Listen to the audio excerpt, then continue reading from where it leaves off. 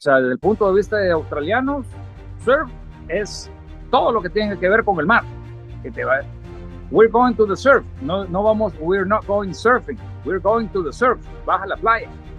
Y en aquella época, en los 70s, me llamaba mucho la atención ver a todos extranjeros que visitaban las playas, unas grandes tablas, pelo largo, y andaban, o sea, había un cierto como misticismo.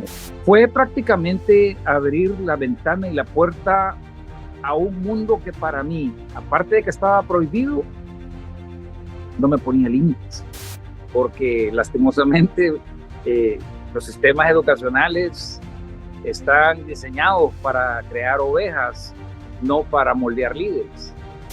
El momento cuando tú te metes al tubo y salís del tubo es lo mismo que siente el recién nacido cuando está saliendo del útero de la madre.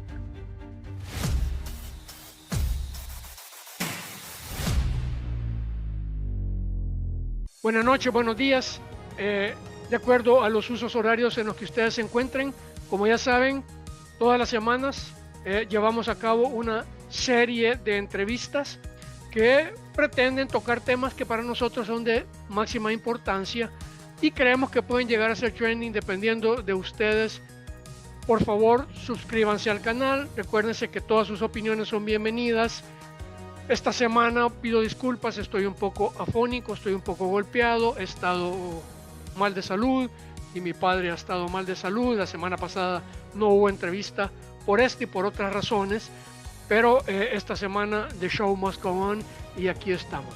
Esta noche estamos con Atilio García Prieto Sol, que desde mi punto de vista, desde el punto de vista de muchas personas, es un surfista, es una leyenda. Yo compartía con él, no es una leyenda, quizás ignoro si las tiene, porque tiene 40, 50 mil copas ahí, sino porque desde que yo tengo uso de razón y conozco la playa, nunca fui surfista, pero conozco la playa y participé en muchas actividades con las comunidades de surfers durante más de 20, 25, 30 años.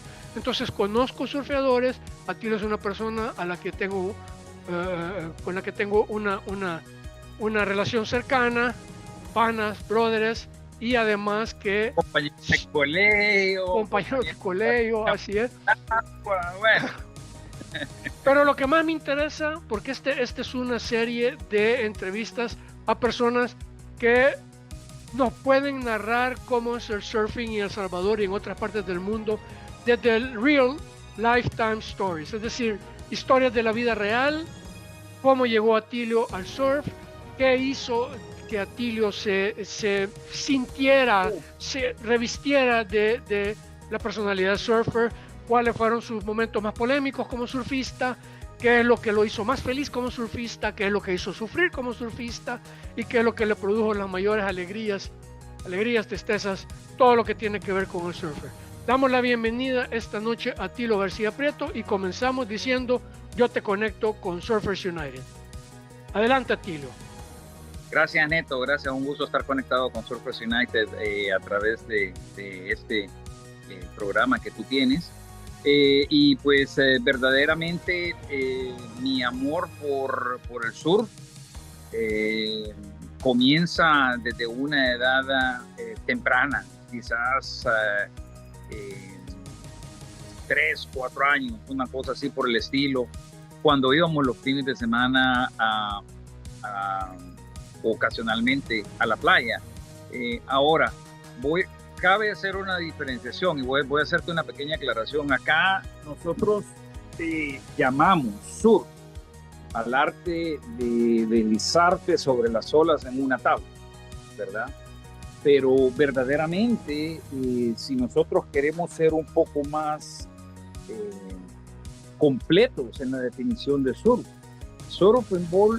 involucra cualquier actividad que tú lleves a cabo en el agua, y puede ser simple y sencillamente ir a bañarte al mar. O sea, desde el punto de vista de australianos, surf es todo lo que tiene que ver con el mar. We're going to the surf. No vamos, we're not going surfing. We're going to the surf. Baja la playa, ¿verdad? y ahí te bañas, ahí haces body surfing, ahí lo que sea, eso es surf. Entonces, como a esa edad, iba ocasionalmente a la playa. Mi papá no fue un gran amante de la playa porque detestaba sentir la arena entre los dedos de los pies. Entonces, pero a mí me encantaba el mar. Y yo pasaba horas y horas y horas en el mar, en la arena, en marea baja, marea alta, hacía castillos, lo que fuera. Creo que es algo que todos los niños lo tienen naturalmente, por así decirlo, es ese amor por el agua. Pero como mi papá no me llevaba, mis primos iban a cada rato, todos los domingos de rigor, y mis primos estaban ahí a las 7 de la mañana, estaban en el Club Salvadoreño. Entonces yo me quedaba a dormir en la casa de mis primos y me iba con mis primos. Y en aquella época, en los 70s, me llamaba mucho la atención ver a todos extranjeros que visitaban las playas, unas grandes tablas, pelo largo, y andaban, o sea, había un cierto como misticismo. Era como un gitano que vive en la costa, y me llamaba la atención mucho ese misticismo. Me acercaba a ver las tablas, me acercaba a verlos a ellos, como a tratar de entender ese estilo de vida que era completamente diferente al que a nosotros nos habían enseñado. Pero bueno, pasó el tiempo y nunca pude materializar, comprar una tabla. Quise una, pero claro, a esa edad mi papá, estás loco. Además de que me gustaba ir a la playa, y cuando íbamos era casi porque lo robábamos, y salíamos de San Salvador a las 11 de la mañana y llegábamos a las 12:30, 1 para regresarnos a las 4, o sea, ya no eran horas de surfear, ¿no?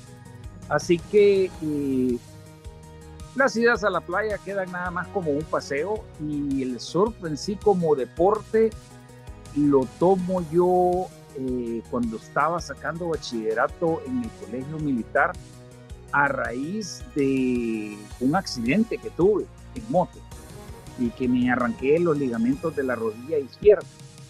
Y entre las terapias que me recomendaron fue natación, surf, esta es mi oportunidad. Y le rogué, como no tenés idea, a mis papás que me compraran una Mori Boogie para practicar en la piscina. En la piscina que se convirtió el mar. Y como claro, tenía que ponerme aletas y entrar, y entonces empecé a ejercitar las piernas y tuve una recuperación de la rodilla pronta, pero pues resultó que ir al mar no era tan difícil como yo creía o como me lo hacían ver mis papás. O sea, me di cuenta que era más un término de voluntad. No sé si te acordás, en aquel entonces mi compañero mi alero de surf en aquel entonces era Mario Miranda. Porque Mario también estaba en la fila, y Mario me decía, vamos, venite, quédate a dormir en la casa. Y los papás de Mario encantados que yo me quedara, y nos íbamos. Y pues ya estando ahí en el agua, empecé a conocer a la farándula, al Go Alcalá, a Chico Barahona, Gilberto Barahona, que eran en aquel entonces que Dios lo tenga en su gloria, la categoría de Mori Boogie, cabal. Y entonces, bueno, ya lo fui conociendo, ya Chico Barahona, me recuerdo que la primera vez que yo me metí a surfear, ya iba entrando Chico a la par mía y me dijo, ya has entrado, no, venite por acá y te vas en la corriente, y me empezó a explicar ahí que las olas, que mirá, que el inside, que el outside, y que cuidado con esto y lo uno y que el otro. Pero ya aquel sentido de, aquel misticismo de gitano que había, ya se convirtió como en un ideal de ir un poco más allá de lo que está permitido, ¿verdad? Pero también a la vez ejerciendo aquella cautela de no tener un abuso de confianza de lo que desconoces, que es lo que generalmente conduce a las fatalidades. En el caso del mar, por ejemplo, se mete que mire, cuidado, no sé qué, se lo llevó la corriente y se ahogó. Se ahogó porque no saben identificar las corrientes, se ahogó porque no sabe cómo desprenderse de una corriente y se ahogó porque si estaba sano no supo mantener la calma necesaria para hacer el racionamiento lógico de ver cómo salgo de esta situación. Y si no estaba sano, pues ya no hablemos más. ¿Verdad? Entonces, fue prácticamente abrir la ventana y la puerta a un mundo que para mí, aparte de que estaba prohibido, no me ponía límites.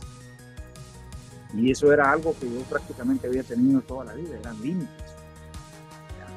Entonces, ahí fue donde fui, por así decirlo, desarrollando aún mucho más el apego ese con el mar, porque para mí era, no sé, era un punto C, era un punto donde yo podía estar contigo mismo, donde yo podía manifestarme sin ser rechazado o sin ser criticado, porque lastimosamente los sistemas educacionales están diseñados para crear ovejas, no para moldear líderes.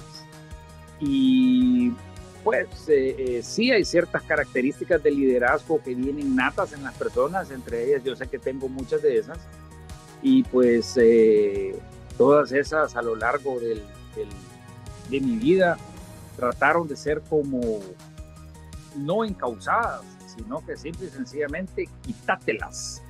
Reprimida sería la palabra. Reprimida sería la palabra, correcto. Ahora, aquí hay algo muy interesante que estás diciendo, porque esto, como cuando decimos real life stories, debemos de revestirte de el surfeador. Entonces, esta es una forma de vida, porque te ha moldeado. Sí, definitivamente. Has hablado, no lo has dicho a la palabra, pero utilizas un término: identificación. Te identificaste, te convertiste, el mar. Tú dijiste, esta es una parte de mi vida que quiero en mi vida, esto, el mar, el sol, dormir en las condiciones en las que se duerme en el mar. Esas en El Salvador, en aquellos entonces, pues no son las de ahora, ¿verdad? Antes no existía esa cantidad infinita de hoteles que hay ahora. Es más, eran lugares privilegiados, y yo me recuerdo en algún momento, por ejemplo, en lo que hoy es el Tunco, si no mal me recuerdo, había una regadera, ¿verdad? Y estaba ahí una regadera, y estaba la mamá Juana, y ahí llegábamos y ahí compartíamos, ¿verdad? Pero no existían las condiciones que existen hoy. Entonces, ¿qué te llevó a ti a identificarte con esta forma de vida? Ya dijiste, bueno, mi papá, mi historia, pero en el fondo de tu corazón dijiste, yo tengo un liderazgo innato, aquí hay una represión del sistema educativo de El Salvador, aquí no voy a poder desarrollar yo las habilidades que puedo desarrollar practicando este deporte. Yo considero que va mucho más allá, porque es una forma de vida, tú lo has dicho. El misticismo tal vez yo considero que cambió, no es que dejó de existir, creo que cambió, pero escuchamos lo que tenés que decirnos. Mira, dentro de ese misticismo, allá adentro, cuando nos metíamos a surfear, pasábamos horas filosofando y analizando distintas cosas. Pero sí es cierto que hay estudios que han comprobado que de todos los deportes que se practican, el surfing es el que más se le asemeja a la vida real. ¿Por qué? Porque tenés días donde hay sol y hay días donde no hay sol, y hay días donde el sol está más o menos. Hay días donde las olas son todas para ti, bueno, en aquel entonces eran todas para ti, y hay días donde los tenía que compartir. Un día donde había una gran perrada teníamos que compartirlos con 12 o 15 más, y generalmente era domingo. Y cuando esos números subían a 20 en el Sunsal, nos íbamos para la punta, o nos íbamos a la Bocana, o al 59, o secret spots, vea, a todo lo largo de la playa, a donde solo cupiéramos 2 o 3, porque nos permitía, por un lado, manifestarnos, desarrollarnos, explorar los límites de nuestras capacidades y habilidades en cuanto a la toma de decisiones, en cuanto al raciocinio que utilizas para decir voy en esta ola o no voy en esta ola, le remo o no le remo. Es una serie de evaluaciones que tenés que hacer. ¿Cuántas olas vienen? ¿Cuántos estamos? ¿Quién está mejor posicionado? ¿Está más pareja? ¿Son solo picos? ¿Cómo voy a interactuar psicológicamente con los otros que están en el agua para hacerles creer a ellos que aquellas olas son mejores que la que yo tengo reservada para mí, que es aquella que viene allá, y darles paja para que se fueran ellos en las olas y me dejaran la otra a mí? ¿Ah? Claro. Entonces, si te gusta, hay un montón de elementos similares a la vida real. O sea, al hacer empresa. Prácticamente. Exactamente. O sea, ¿cómo voy a comercializar yo las otras olas que no son tan buenas para mí, pero le voy a dar paja a esto para decirles que son buenas para ellos? Y pues la ola la subías, la bajabas, retachabas, hacías maniobras y cada vez estabas tratando de hacer la maniobra más y la última que veías en las revistas, porque en aquellos entonces no se veía tanto online como ahora, ¿verdad? Sino que era cuando venían las revistas Surfing Magazine o Surfer Magazine, y ahí veíamos las editoriales, los reportajes de las competencias, y sacaban fotos de la última maniobra de Tom Curren o pues ya en aquellos entonces, bueno, cuando yo comencé, todavía surfeaba Mark Richards en el Australian Surfing Professional, así se llamaba el circuito en aquel entonces, el ASP, ¿verdad? Era Rabbit Bartholomew, Mark Richards, Sean Thompson, de ahí fueron llegando Tom Carroll, Tom Curren, Gary Con Elkerton, Johnny Bad Boy Gómez, y por ahí te vas. Y ahí hay otro montón de nombres que se me escapan ahorita, pero que cuando los vuelvo a ver en foto, sí, y veías que había hecho tal maniobra, y pues voy a tratar, y probabas hasta que te salía, y indirectamente era una manera nuestra de empujarnos más allá del límite de nuestras capacidades o de lo que podíamos hacer, pero nos motivábamos a darle más allá para ver hasta dónde podíamos llegar, para ver si podíamos llegar a hacer algo parecido a lo que estaba haciendo, porque no dejábamos de soñar de que algún día uno de nosotros iba a estar compitiendo en el ASP. Claro, en aquel entonces estoy hablando de 1987, 88, y nosotros soñábamos, todos.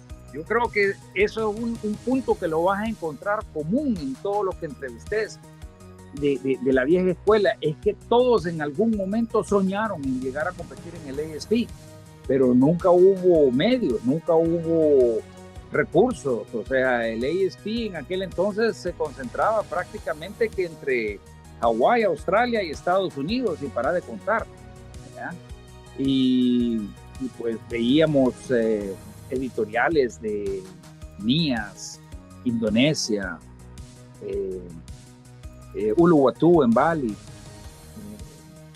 pues que era cuando se iban los profesionales a hacer sus tomas, ¿no?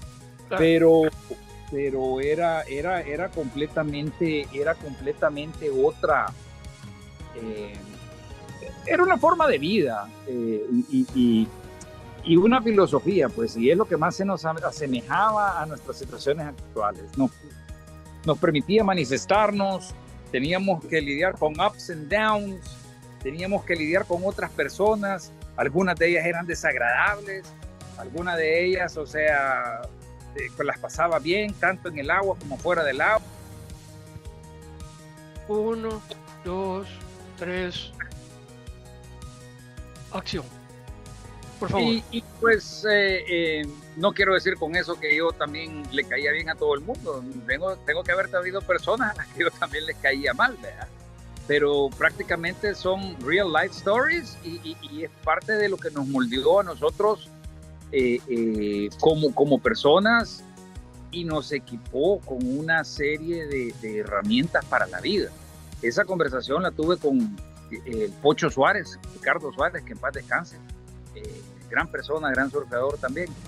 Y pues lo que me estás diciendo me sorprende, porque esto sí no lo sabía, pero tiene lógica.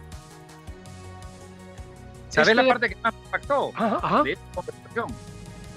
El momento cuando tú te metes al tubo y salís del tubo es lo mismo que siente el recién nacido cuando está saliendo del útero de la madre. Wow. Y a partir de ese momento yo me quedé, ¿qué? Y empecé a tener esos como flashbacks, o sea, porque yo no me acuerdo cuando yo nací, te soy sincero. Ya tengo vagos recuerdos de mi niñez, de mis 2 años o de mi 1 año, o cuando veo alguna foto y le digo, no, no me acuerdo. Pero en ese momentito, cuando te metes adentro del tubo y se apagan las luces y ves allá a lo lejos, ves un huequito así de luz que se te va abriendo así, ¿ves? Y de repente salís, te cambian las luces, te cambia el sonido, hasta te escupe agua el tubo y sentís un viento por la espalda que como que te empuje. O sea, eso es una sensación que, bueno, había un slogan que decía "Only a surfer knows the feeling", y es esas semejanzas con la vida real. O sea, en un día de buenas olas y pocos surfeadores, todos estábamos contentos, hasta agarramos turnos. Dale vos a esa, vaya, está bueno, vaya, vos agarra aquella. Y al final todos contentos, compartíamos una buena comida, una cervecita donde la Juana y todos contentos. Pero en un día que no había olas y había un montón de perros en el agua, todos andábamos malhumorados, todos andábamos... Y ahí es donde vienen las semejanzas con la vida real. Con la vida real y con la forma de hacer empresas. Porque aquí hay no solo competitividad, digo, se parece mucho al marketing. Competitividad, astucia, la parte del engaño. La guerra se basa en eso. La estrategia del arte de la guerra se basa en el engaño al enemigo. Igual sucede en la guerra de las marcas, ¿verdad? Todo lo que tiene que ver con la forma en la que desarrollas tus propias habilidades, tus fortalezas y tus debilidades en competencia con los demás. Esto está además decir interesante. Nos quedan 2 minutos y 25. Cuando se corte esto, lo digo fuera del área, cuando se corte, lo vamos a volver a retomar. Te mando un nuevo link y continuamos. Vale. Ahorita quiero que entremos en una parte que tiene que ver, me has narrado desde tu infancia, tu padre, todo lo que tiene que ver con las competencias. Vaya, la polémica del surf. Esto de los 20, en algún momento te trajo estos problemas con otros surfeadores en tu vida, problemas empresariales, toda esta, digamos, saturación. En El Salvador ahora es más saturado que antes, hoy hay más competencia, hoy es más difícil, hoy es más fácil, hoy hay más, hoy hay menos. ¿Qué es lo que trae el surf para El Salvador ahora y las partes que han sido conflictivas para ti, digamos, complicadas por el hecho de ser surf? Mira, te voy a dar lo que fue una parte bien conflictiva para mí en aquel entonces, y te voy a decir después la parte conflictiva para mí en los tiempos actuales. En aquel entonces el surf era un deporte de un grupo selecto, gente que tenía la posibilidad, ya fuera de económica por un lado, y dos, ya sea de ir a traer las tablas a Estados Unidos o mandarlas a traer con algún familiar o algún ser querido que quisiera venir acarreando ese animal en el avión. Y las tablas nunca han sido baratas, Néstor. Ya estabas hablando de tablas en aquel entonces, yo te estoy hablando ya de los 80s, en aquel entonces, en los 80s, las tablas ya andaban costando $450 a $600 en aquel entonces. Si lo convertimos a colones, Al cambio de aquel entonces creo que andaba por ahí, no creo que andaba por los 10 colones por $1, creo que andaba por 7, una cosa así por el estilo. Ponele que haya andado por 5. ¿Quién tenía $2.500 o $3.000, 3.000 colones, perdón, para comprar una tabla de surf? Nadie. Entonces, cuando cambié de Murray Boogie a longboard, el Gallo Morales, el arquitecto Enrique Morales, hoy día, tenía una tabla y me dijo, vamos, y él fue la primera persona con la que yo me metí a surfear en tabla grande. Y pues después alguien más me prestó otra tabla y de ahí me prestaron otra tabla hasta que eventualmente pude comprarle mi primera tabla al caballo, a Robert. Y pues Robert Rotherham. Otra leyenda. Otra leyenda, el mero mero de Punta Roca. Y era una tabla que había sido hecha por él. Y yo me quedé, ¿qué?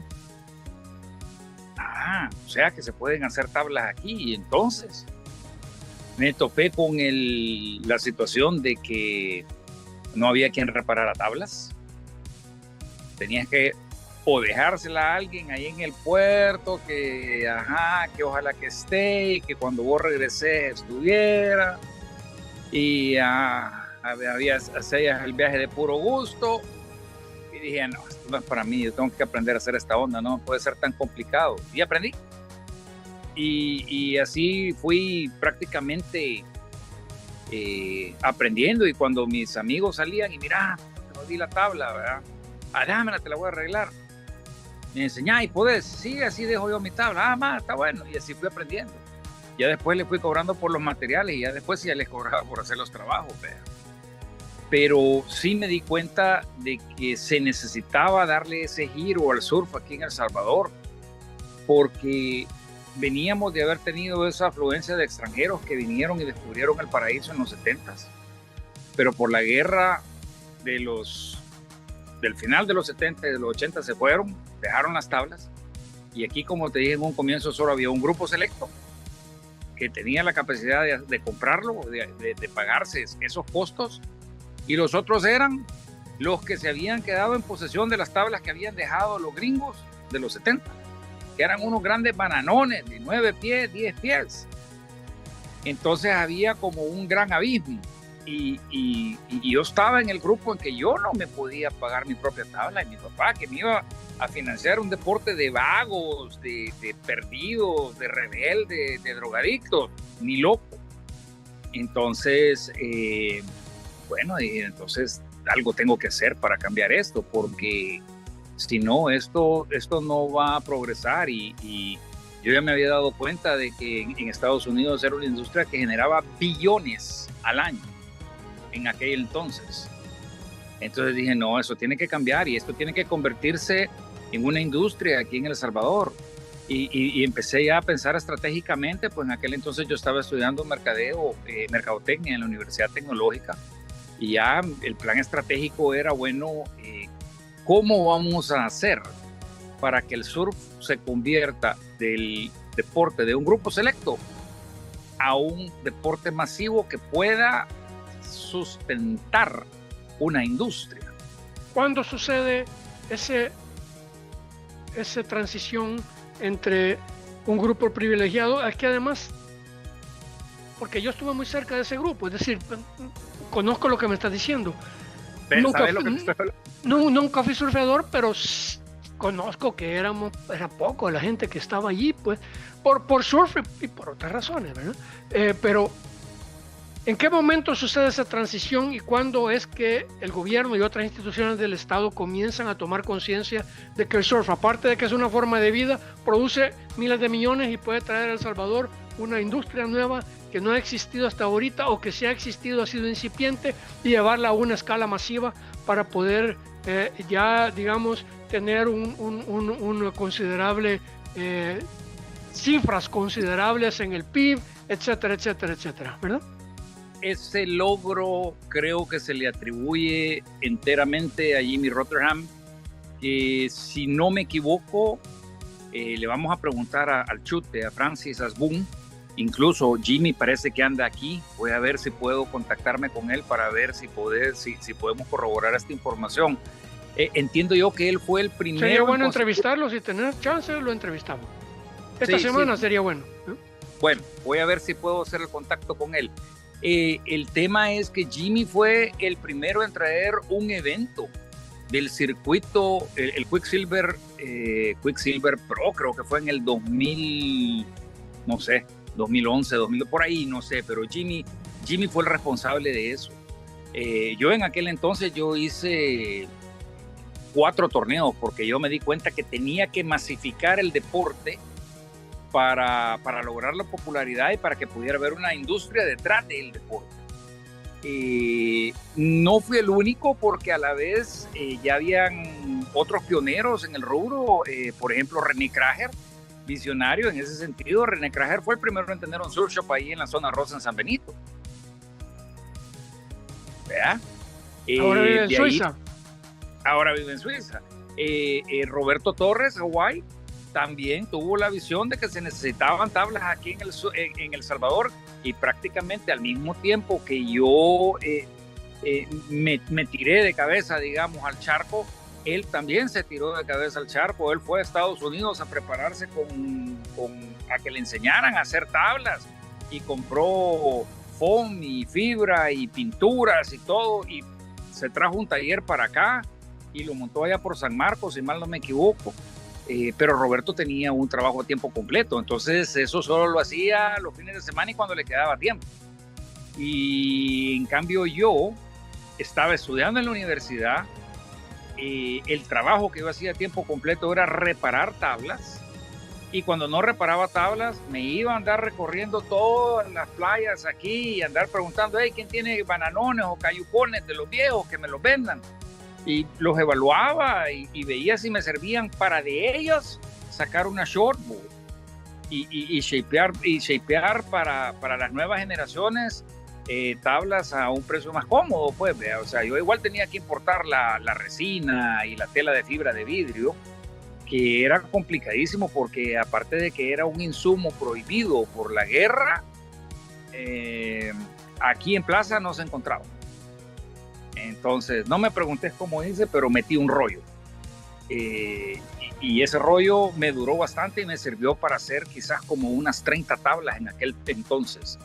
Y de esas 30 tablas, solo creo que fueron 6 o 10. No, fueron 7 tablas, de las cuales yo traje el blank de foam, de Clark Foam, que lo importé junto con la tela, y la resina yo me iba en bus a comprarla a Guatemala porque resina cristal, que es la resina transparente que en El Salvador no había. Entonces yo me iba en la Pesarosi, la primer Pesarosi que salía de la terminal de Occidente de Guatemala, a una cuadra de la terminal que daba el local donde vendía la resina, salía corriendo para que poder llegar, cuando llegaba a Guatemala, salía corriendo para poder llegar antes de que cerraran a la hora del almuerzo, para que me dieran el galón de resina, venirme de regreso en el bus de la Pesarosi de la 1 de la tarde, de regreso a El Salvador.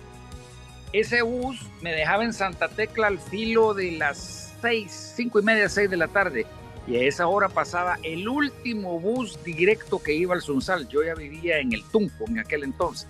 De acuerdo. Y pues esa era la travesía. Pero Jimmy Rotherham se encarga de poner a El Salvador en la arena internacional, en el CT, en el World Surf League. Tal vez no al nivel que está ahorita, sino que creo que 2 niveles más bajo, pero se vio que había buenas olas. Yo tuve conocimiento de que durante la administración de turismo de Duarte, cuando él fue ministro de turismo, ellos de alguna manera se dieron cuenta de que el evento era rentable. Escucho yo que el evento, turismo agarró el evento y ellos lo comercializaron. Entiendo yo que les quedaron $300,000 de utilidad por ese evento a turismo en aquel entonces. Entonces turismo se quedó como, ¿qué hacemos con esto? Queremos hacer más y no lo queremos soltar. Pero también había problemas con la federación, porque la federación se había quedado acéfala y a mí me hablaron que querían que ayudara a la transición, porque yo era, sí, referente, un vértice, y además no estaba contaminado, porque no estaba ni con los viejos, ni con los nuevos, ni con los que sí, ni con los que no. Entonces me metí a esa labor también, y una de las conversaciones que tuve yo ahí en turismo fue, ok, qué bien que el evento es rentable, pero ¿cómo retribuyen ustedes a la federación para que siga produciendo atletas, para que podamos llegar a tener atletas que estén a la altura de poder competir a este nivel? Entonces, a mí o sea, no hubo una explicación, no hubo algo que me pudieran decir, un porcentaje de esto va para seguirle dando mantenimiento al deporte. Entonces sí hay controversia, porque, quiero ver, el gobierno se da cuenta, el gobierno de aquellos entonces se da cuenta de que existe una posibilidad, no solo es una ventana abierta para que El Salvador se exponga al mundo entero como un lugar, un espacio ideal para practicar el surf con sus condiciones y con las olas de determinado nivel, etcétera, etcétera. Pero además de eso se convence de que esto tiene ingresos que le pueden proporcionar a él muchos beneficios, pero no quiere de esos ingresos brindarle ninguna asistencia a la federación. O sea, todo es como el asadón para adentro, no existe ninguna voluntad de decir a la federación, vaya, aquí hay plata para que se formen nuevos o se mejoren las condiciones de los surfistas en El Salvador, y estos puedan estar al nivel de los extranjeros que vienen y que practican este surf a nivel global. ¿Es correcto? Eso fue lo que yo entendí de la conversación esa. Porque recordate que las instituciones gubernamentales son responsables por su presupuesto. Claro. Y como la utilidad entra al Ministerio de Turismo, entonces, ¿cómo hacía el Ministerio de Turismo para transferir esos fondos al INDES para que lo canalice a la Federación de Surf? Claro. Es más, ¿cómo garantizás que los fondos que le das al INDES para que sean de surf vayan exclusivamente solo para surf y no terminen en la Liga Mayor de Fútbol? Sí, mira, tenés razón, pero esas son condiciones jurídicas, papá, pero vale la pena tratarlas. Aquí no tratamos política, pero vale la pena porque esto existe en casi todos los deportes en El Salvador. Ojo, vaya, esas son condiciones jurídicas que pueden llegarse a acuerdos, se logran acuerdos, me explico, pero es un problema en El Salvador porque, y no voy a decir este gobierno, el anterior gobierno, eso no viene al caso porque este programa no se trata de esto, pero sí hay un punto aquí polémico y que vale la pena tocarlo, como te digo, porque esto sucede en casi todas las condiciones deportivas, en casi todas las instancias deportivas en El Salvador. Se descubre un nicho muy interesante, los atletas van, compiten, ponen piel, pellejo, sangre, sudor, lágrimas, como decía, es que de película, y logran tal vez algunos pequeños triunfos porque no tienen las mismas condiciones que tienen otros, y se logra este posicionamiento de mercado, pero después las instancias de gobierno no responden de la misma manera, o responden de una manera digamos politizada, o responden. Aquí tú me dijiste una palabra clave, yo entendí esto. Es lo que yo entendí de lo que estaba pasando en este momento. Pero, ¿ha mejorado estas circunstancias ahora? ¿Ha cambiado esto? Sí, ese tema te quería profundizar un poco más, porque no solo es el gobierno. Yo también tuve una reunión en el COES, cuando yo estaba tratando de volver a formar la federación, donde me pidieron de que por favor dejara de trabajar con el INDES porque no podía haber intervención gubernamental en pro del deporte y que tenía que ser a través del COES. Y les digo, discúlpenme, o sea, no entiendo de qué me están hablando ustedes. Es más, yo sé que el COES recibe fondos para disciplinas que no van enteramente a esas disciplinas. ¿Me explico? Entonces, ahí hay una polémica COES-INDES que, en cierta forma, al final de la gestión que tuve ahí con el profesor Fuster, logramos una mediación, digamos, con el COES, porque el COES no estaba de acuerdo en que se llevara el procedimiento apoyado por el INDES. Lo absurdo es que una federación no puede existir si no está registrada ante el INDES, que es el ente gubernamental para el deporte. Claro. Entonces, el COES sostiene de que las federaciones tienen que crearse por sí mismas, pero también tienen que respetar el Código Deportivo Salvadoreño que lo administra el INDES. Entonces, es un poco, siento yo que contradictorio, absurdo. Sí, se tropiezan en la semántica, porque verdaderamente una federación puede existir bajo la supervisión del INDES, de que están siguiendo todos los reglamentos deportivos como tienen que ser de conformidad a la ley deportiva de El Salvador, sin que sea el gobierno el que venga y les diga este de presidente, este de secretario y este de tesorero. Claro. A eso le llamo yo intervención gubernamental.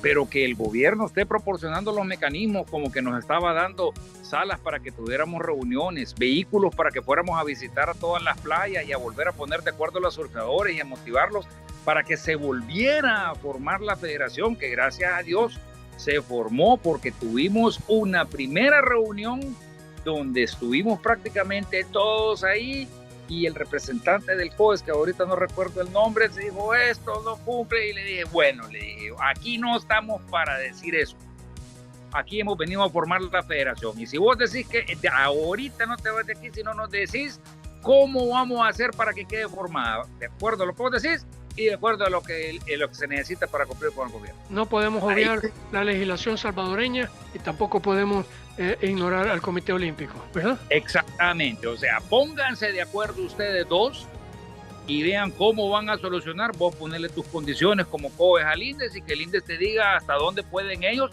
porque ellos tienen que tener una cierta injerencia. Claro. O sea, injerencia en cuanto a la ley del deporte. Claro. Pero el INDES no está dentro de su facultad de venir y decir este de presidente, este de secretario, aquel de tesorero, en ninguna federación. Pero si la federación no está registrada hasta el INDES, entonces no tengo federación. Y si no tengo federación, entonces ¿cómo pudiera participar a los Juegos Olímpicos? Claro. Pero bueno, se logró. Y eso, pues, gracias a Dios, se logró en buen momento. Porque por lo menos a nivel de surf, te voy a hablar, yo ahorita veo una cantidad de grommets que vienen con fuerza y pegándole con todo. ¿Verdad? El caso de Brian Pérez lo voy a poner modestia aparte y mérito personal a Brian y a Marcelo Castellanos, que prácticamente y a Puro Surf, que lo tomaron bajo su tutoría y tutela y prácticamente lo moldearon y lo llevaron y le hicieron las conexiones, yo no sé, pero lo apoyaron inmensamente y Brian Pérez, entiendo yo que él ya, pues sí, él anda ya en otro nivel, pues, y por eso es que puede competir y dejar en el camino en el primer round de entrada al número 1 del mundo y ganarle, ¿verdad? Porque ya se está fogueando al nivel donde se foguean los profesionales, ¿verdad? Entonces, por eso es que como wildcard él entra a las competencias y ya puede estar de tú a tú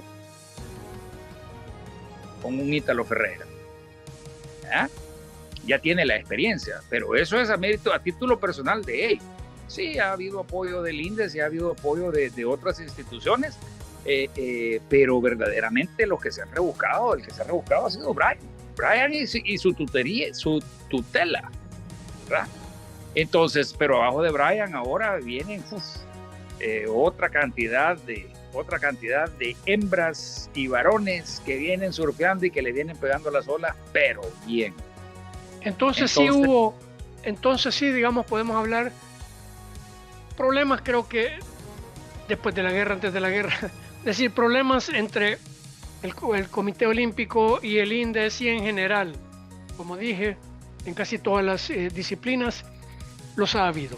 Pero qué bueno que tú me dices que hay un salto cualitativo en algún momento. Hoy hay un salto cualitativo. Sí, hoy hay una cantidad de jóvenes que además ya no lo ven, como me dijiste hace 40 años, como un deporte de élite, como algo exclusivo para un grupito, que además pues nos reuníamos allá donde la Juana, y etcétera, etcétera, etcétera. Todas las condiciones que tú has mencionado. Hoy hay un salto cualitativo. ¿Tú crees que El Salvador ahora, en estas condiciones, está en posibilidades de elevar este deporte, esta forma de vida, esta mística? Me acabas de hablar sobre la entrada y salida del tubo como un nacimiento de una vida. Si eso no es filosofía y de misticismo, ignoro qué podría ser. Pero entonces, ¿tú crees que El Salvador en este momento está listo para darle la cara al mundo con un nivel de surfing que pueda ser no solo más que aceptable, sino que pueda instituir un posicionamiento del país a escala global como un competidor number one? Brian Pérez ya lo está haciendo, ya está en el circuito. Tal vez no en la WSL, sino que está, creo que la Q, la CT, ahora no estoy muy claro la terminología que ocupan para las categorías. Que vienen hacia abajo. Ya vemos primera, segunda, tercera y cuarta categoría, que es lo que todo el mundo conoce, ¿verdad? Si habláramos de fútbol, diríamos primera, ascenso, claro, B, etcétera. Entonces digamos que Brian anda en ascenso, pero él ya anda en eso, o sea, ya él ya anda poniendo en alto el nombre de El Salvador. A escala global. Escala global, sí. Entonces, pero creo que es el único que anda en eso. Hay otros jóvenes que todavía están por ahí, 16, 17, 18 años, que ya andan pateando, pero que se necesita que se vayan proyectando y que se les vaya dando el fogueo en otros eventos, ¿verdad? No quiero politizar esto, ni quiero que vayan a pensar... No es tu intención, pero obviamente ha habido algunas condiciones, ¿verdad? Por muy mal que a la inmensa mayoría de surfeadores le caiga mal que les caiga lo de Surf City, entonces a Surf City se le debe la popularidad que está teniendo El Salvador en las grandes ligas de surf. Claro, es un concepto de mercadeo bien pensado y además es una ventana. Ahora imagínate, tenés creo que fue la sexta fecha del campeonato mundial, el ISA World Surfing, el Longboard Surfing, el World Junior Surfing, si es que creo que han sido 4 o 5 eventos que van a haber este año, o que han habido, o que están por terminar de suceder. Imagínate que cada uno de esos eventos esté dejando unos 300,000 o 500,000 dólares de utilidad al Ministerio de Turismo. Estás hablando que el Ministerio de Turismo está beneficiando de $2.5 millones de la actividad del surf. No solo eso. Creo que el valor más grande radica en que está posicionando una marca a escala global, y eso no tiene valor. Sería difícil medirlo, pero eso tiene un valor increíble. Porque El Salvador ha roto ese esquema que había de país violento, todas esas trampas que traíamos arrastrando como un muerto en la espalda, ¿verdad? Y ha pasado hoy a ser visto como una posibilidad real. Pues ya vienen aquí los surfers y se encuentran con una infraestructura que tal vez en algún momento era, mire Hawái, porque idealizamos las cosas. Los salvadoreños muchas veces idealizamos las cosas, y lo digo por los surfers. Puede ser que no les guste, o si les guste, nosotros ignoramos si les gusta o no les gusta surfers, Surf City, pero la verdad es esta: siempre hay que pagar un precio para llevar un posicionamiento de una marca a escala global. Siempre hay que pagar. porque nos enfrentamos a mercados y nos enfrentamos a personas reales, los compradores, que tienen otra visión, otras demandas, otros, también tienen otra forma de ver, contexto, cómo ellos se acercan al surf, cómo ellos valoran el surf, cómo ellos viven el surf en otras latitudes. Entonces me parece que siempre hay que pagar un precio, y Surf City es un precio. Además, a mí en lo personal, no soy surfer, pero lo que he ido a ver, mi tesis fue sobre el Zonte, que es uno de los pilares de Surf City, y lo que yo vi hasta ahorita me pareció que está bien hecho, me gustó. Es decir, no te podría profundizar en términos del surf. Tengo algunas opiniones ahí que las vamos a vertir, porque esas sí ya tienen que ver con condiciones políticas, pero no vienen al caso en este momento. Las tengo, pero lo que vi de Surf City y de toda la infraestructura que se ha generado me parece que es un salto cualitativo inmenso, ¿verdad? Positivo. Definitivamente, perdonad la oscurana, me estoy quedando sin batería, entonces vengo a traer el cable. Mira, definitivamente es parte del precio que hay que pagar por dar ese salto. O sea, la conversación, la pregunta que tú me hiciste, el precio que yo he tenido que pagar, ¿verdad? Y el precio que yo tuve que pagar en aquel momento fue de echarme de enemigos a todos los que eran mis amigos uña y mugre de surf, que andábamos surfeando de playa en playa, 3 o 4, sin nadie que nos robara olas, porque solo éramos la pacotilla que andábamos ahí, ¿verdad? Porque con esa idea de popularizar el deporte para que se convirtiera en una industria, comencé a hacer torneos. En aquel entonces yo fui a visitar al Instituto Salvadoreño de Turismo, ISTU. Obtuve patrocinio de Coca-Cola, obtuve patrocinio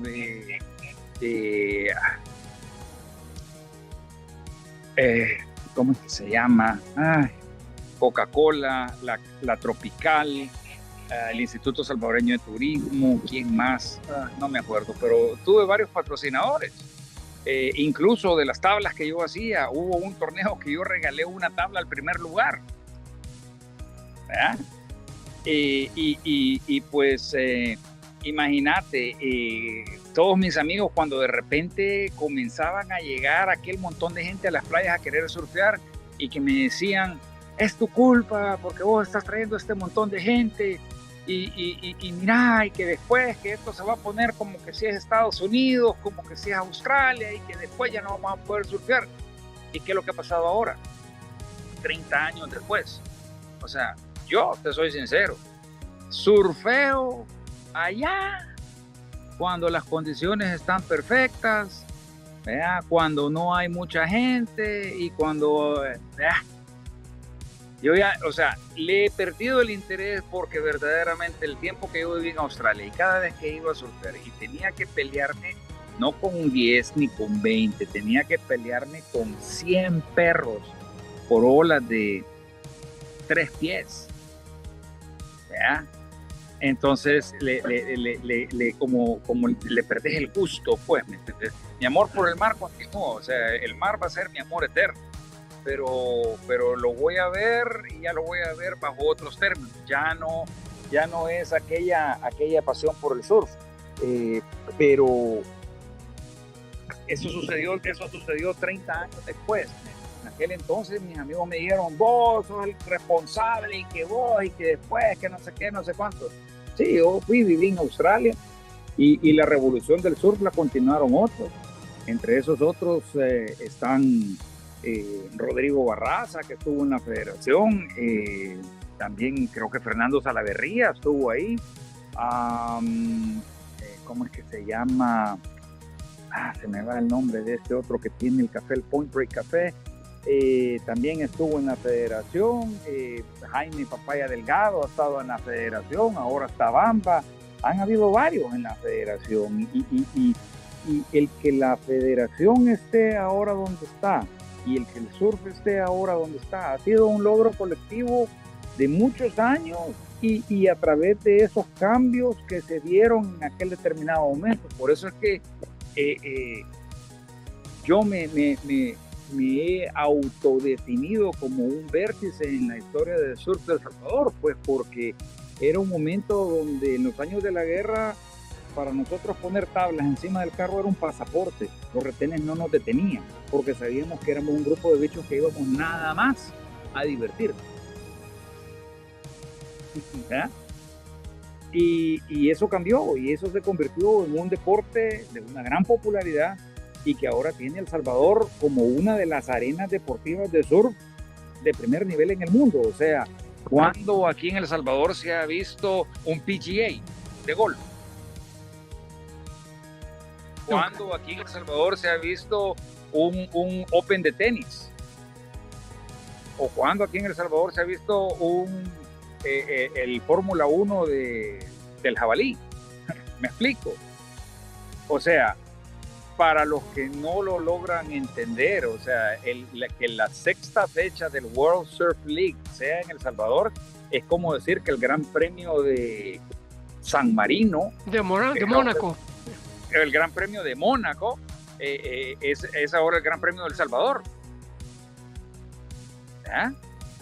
O sea, sinceramente, para mí, te digo, o sea, miles de empleos, cientos de empleos, industrias creciendo. Sí, claro.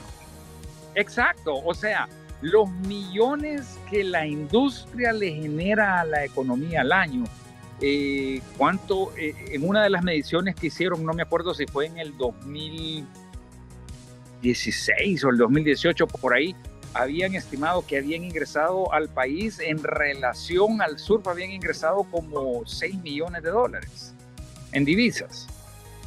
O sea, no estamos hablando de lo que las asociaciones le pagan a las otras asociaciones por llevar a cabo el evento, porque mucha gente no lo desconoce, no lo sabe o lo desconoce, pero todo ese tipo de cosas son como licencias. O sea, es como la FIFA. Si El Salvador quiere que aquí que la FEDEFUT quiere que aquí en El Salvador haya un mundial de fútbol, tienen que preparar una licitación que les cuesta una millonada y tienen que presentarle eso a la FIFA y competir y defender esa licitación con estadios, con infraestructura y todo, para que la FIFA venga y diga, sí, en El Salvador va a haber un mundial de fútbol. Además de que El Salvador tiene que estar en el ranking, no pasar de, no sé si del 25 o del 30 para poder tener derecho ser opción. Ser opción, sí, para poder ser opción a que se lleve a cabo un mundial. Y aquí en El Salvador ya tenemos eso, ¿ves? O sea, el gobierno ha tenido que gestionar, eso es una gestión que la hace el gobierno con la World Surf League, no lo hace la federación, pero la federación tiene que salir beneficiada de alguna manera.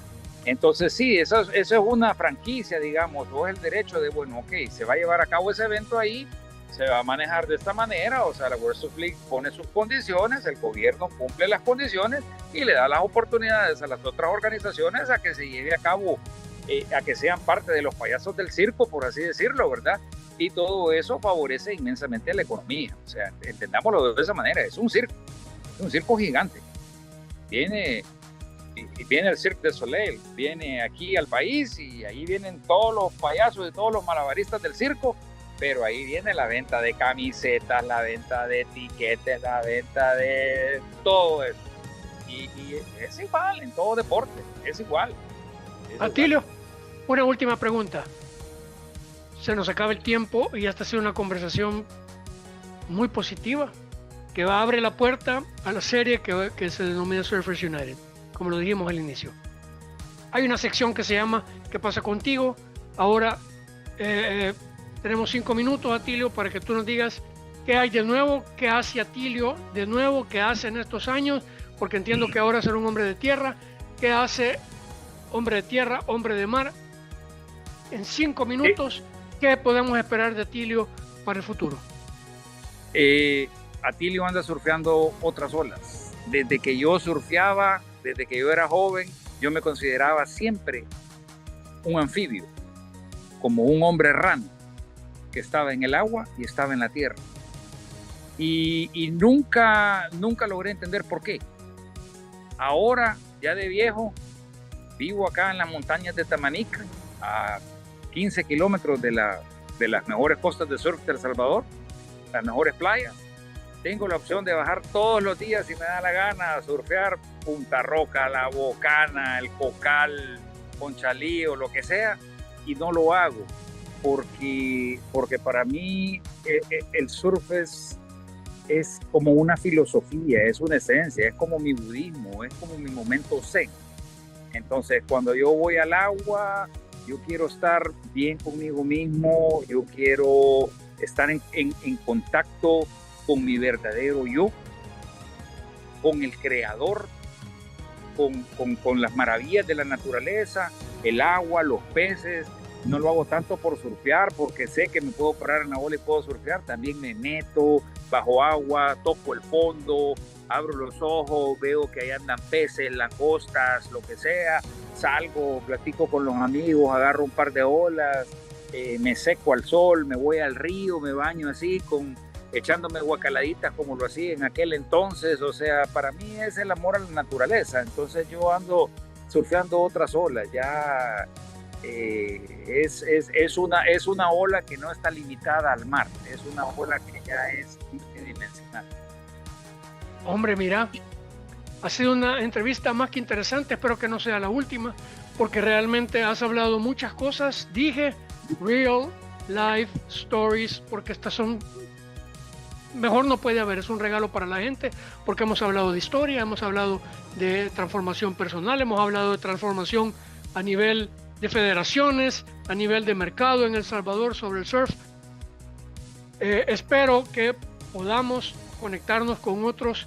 Hay otros invitados, pero pues siempre son bienvenidos aquellos actores que, digamos, formaron parte de este conjunto de personas que iniciaron y que han, digamos, sido pilares para que el surf en El Salvador pueda crecer y pueda llegar a ser lo que ahora es. Atilio, muchas gracias por compartir con nosotros esta noche. Te lo digo, ha habido unas grandes expectativas en LinkedIn, ha habido unas expectativas muy grandes sobre estas entrevistas, y ha habido gente de Estados Unidos que está pronta a escuchar esta entrevista. Muchas gracias, buenas noches, y estamos siempre en comunicación, Atilio, ¿verdad? A orden, y puedes contar conmigo para lo que querrás. Un gusto, mi hermano, las veces que querrás y cuando querrás, mi hermano. Gracias, Atilio. Buenas noches. Buenas noches.